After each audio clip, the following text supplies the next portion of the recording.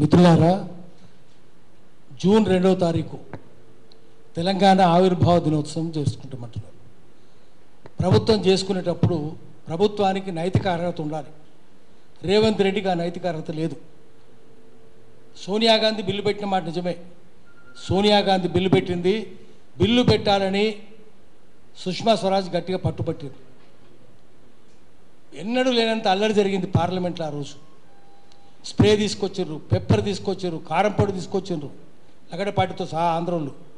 ఆ రోజు గట్టి కొట్లాడిన వాళ్ళు ఎక్కడున్నారు? వాళ్ళు ఆ ఎంపీ లేరి, పొన్నమేడి, అంజన్ కుమార్ యాదవ్ ఏడి. వాళ్ళకు నైతిక హక్కు ఉంది, మీకు లేదు. మీరు దొంగలకు సద్దులు మోసుకుంటూ వాళ్ళతోటే కూర్చున్నారు. సోనియా గాంధీని మేము గౌరవిస్తాం, ఆ పొన్నంను, అంజన్ కుమార్ యాదవ్ను వీళ్ళందరినీ గౌరవిస్తాం. వాళ్ళకి ఎక్కడున్నారు? 41 మంది ఎమ్మెల్యేల సంతకాలు సేకరించి సోనియా గాంధీకి ఇచ్చారు. చిన్నారెడ్డి, పి జనార్దన్ రెడ్డి. పి జనార్దన్ రెడ్డికి వైద్యం రాకుండా చేసి చంపేసినారు. చిన్నారెడ్డిని అవమానించారు, టికెట్ కూడా ఇవ్వలేదు. మీరు తెలంగాణ కోసం పనిచేసిన వాళ్ళను అవమానిస్తున్నారు, తెలంగాణ ద్రోహుల్ని సన్మానిస్తున్నారు. ఆ రోజు నిన్న జరిగింది మీటింగ్ కూడా. మమ్మల్ని నేను జనంలో కూర్చొని ఉంటే మాటి మాటికి నా పేరు తీసుకుంటాడు మహేష్ కుమార్ గౌడ్.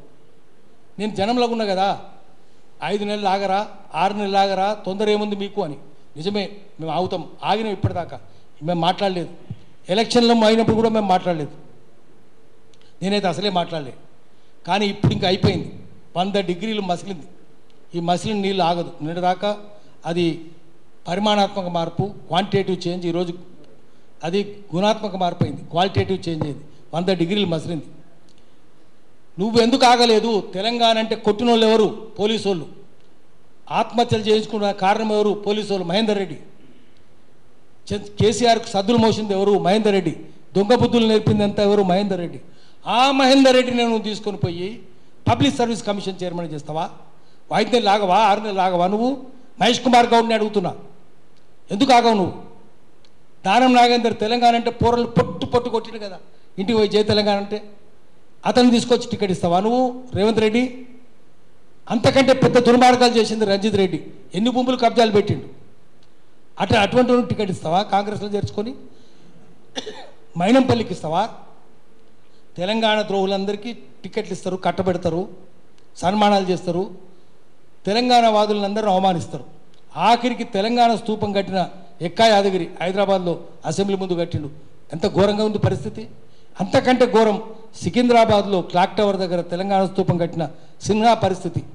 ఆర్కిటెక్ట్ది 92 ఏళ్ళు లేవలేని స్థితిలో ఉన్నాడు. వైద్యం లేదు, కాళ్ళు ఇరిగిపోయినాయి, లేవలేడు, కూర్చోలేడు. వైద్యం జరుగుతున్నదా? ఎక్కడ? దీనికైనా 5 నెలలు ఆగాలనా? 6 నెలలు ఆగాలనా? ఎన్నిసార్లు చెప్పినాం? కోదండరాము కూడా చెప్పినాం. కోదండరాము కూడా ఓపిక పట్టమంటాడు. ఓపిక ఏంది? కేసీఆర్ 5 ఏళ్ళు ఎన్నికయ్యి ఒక్కరోజు మహబూబ్నగర్ పోకపోతే, ఆ తర్వాత మంత్రి అయ్యి ఒక్కరోజు పార్లమెంటు పోకపోతే, శ్రమశక్తి భవన్ పోతే ఓపిక పట్టాలన్నాడు. అదే కోదండరాం. ఆ తర్వాత కరీంనగర్ నుంచి పోయి ఎన్నికయ్యి కరీంనగర్ పోకపోతే పార్లమెంటు ఓపిక పట్టాలి. అప్పుడదే ఇప్పుడదే. ఒక్క మెతుకు చూస్తే దూరం నుంచి ఉడుకుతుంటే అర్థమవుతుంది అన్నం ఉడికిందా లేదా. ఓపిక పట్టడంటే అర్థం దొంగలకు సద్దులు మోసుడు. గద్దర్ కదా తెలంగాణ ఉద్యమం తీసుకొచ్చింది, మొదలుపెట్టింది. బెల్లెల్త కదా, ఇక్కిరి సిద్ధులు, మారోజు వీరన్న, ముక్కా కరుణాకర్ అందరూ చంపేసిండ్రు కదా. తెలంగాణ అందరూ చంపేసిండ్రు. వాళ్ళు ఎక్కడున్నారు? చంపేసింది 18 మందిని ఒక్క భువనగిరి చంపి.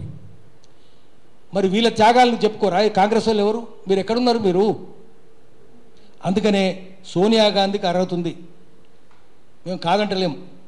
చిన్నారెడ్డి కూడా అర్హత ఉంది, అంజన్ కుమార్కు ఉంది. కానీ రేవంత్ రెడ్డికి లేదు. ఎన్నడూ తెలంగాణ ఉద్యమం లేడు.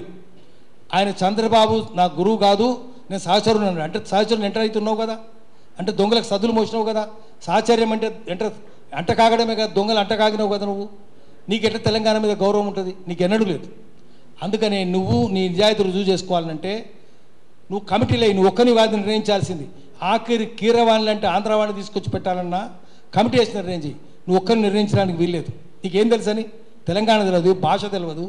నువ్వు ఆ లోగో ఎట్లా మారుస్తావు? లోగో మారిస్తే మా చాకలేలమ్మ బొమ్మ పెట్టి అక్కడ, శ్రమజీవి ఓ వీరనారికి బొమ్మ పెట్టి అక్కడ, వెనుక 1000 స్తంభాలు కూడా లేకపోయినా ఏకశిలా నగరం తోరణం అయితే ఉండనియండి. కానీ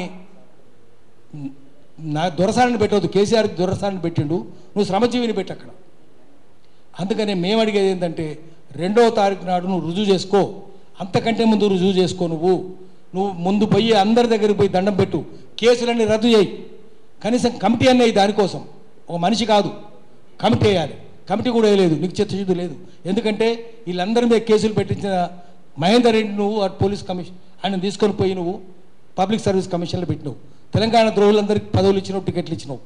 మంత్రులందరూ వాళ్ళే కదా, తెలంగాణ వద్దున్న వాళ్ళందరూ మంత్రులు, ఒక్కరు కాదు అందరు వాళ్ళే ఉన్నారు.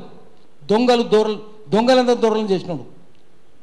టీఆర్ఎస్లో ఉన్నప్పుడు ఏదో దొంగ పని చేసినారు, ఇప్పుడు నీ దగ్గర మంత్రులు అయిన వాళ్ళు. అందుకని మేమేమనేది అంటే నువ్వు కనీసం వాళ్ళకు వైద్య సహాయం అయినా చేయించు, కమిటీ వేసే లోపల వైద్య సహాయం చేయించు, కేసులు ఎత్తేసేయి. ఆ తర్వాత వాళ్ళకి సహాయం కూడా చేయి. నువ్వు ఇచ్చిన వాగ్దానం నిలబెట్టుకో. 2వ తారీఖులోగా ఇవన్నీ చేయకపోతే ఆ రోజు బహిష్కరిస్తారు నిన్ను. ఆ సోనియా గాంధీ కూడా చెప్తాం మేము, ఇటువంటి వాళ్ళని పెట్టకమ్మా, ఇక్కడ వీరు దొంగలని చెప్తాము. ఢిల్లీలో కూర్చున్న వాళ్ళకి మీకు తెలియదు, వాళ్ళకి ఏం తెలియదు. అది మోదీ కావచ్చు, సోనియా గాంధీ కావచ్చు, రాహుల్ గాంధీ కావచ్చు, ఇక్కడ ఏం జరుగుతుందో తెలియదు. అందుకని ఇక్కడ ప్రజాస్వామ్యం అనేది లేదు, చోరస్వామ్యం ఉంది. డెమోక్రసీ తెలంగాణలో లేదు, క్లెప్టోక్రసీ ఉంది. అది రేవంత్ రెడ్డి కావచ్చు, కేసీఆర్ కావచ్చు. ఈ క్లెప్టోక్రసీ నుంచి మళ్ళీ డెమోక్రసీ వైపు తీసుకొని పోవాలి. అప్పటిదాకా మేము వీళ్ళని బహిష్కరిస్తూనే ఉంటాం.